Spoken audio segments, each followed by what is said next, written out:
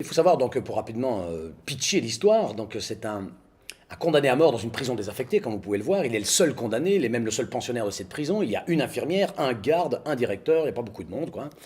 Et le jour de son exécution, personne n'est venu le voir. Et on lui demande s'il a une dernière déclaration à faire. On commence en retard, on respecte la procédure, mais on ne peut pas parce que le curé est en retard, l'infirmière est sourde, mais aussi un peu de temps à le piquer. Donc l'exécution prévue à 20h commence à 20h10. Et au moment où on lui demande s'il a une dernière déclaration à faire, il commence à parler. Il parle, il parle, il parle, il parle, il parle. Et c'est un peu long, le directeur regarde plusieurs fois sa montre, et il s'arrête enfin, on va l'exécuter. Et il se remet à parler, on l'interrompt, on dit combien de temps tu vas causer.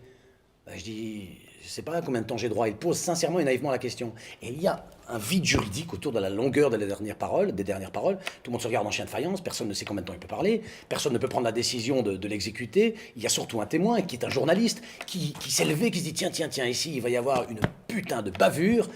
Et dans cette espèce d'erreur qu'ils ne veulent pas faire, le directeur appelle le gouverneur en disant qu'est-ce que je fais, je le laisse parler ou est-ce que je peux mettre fin à ça?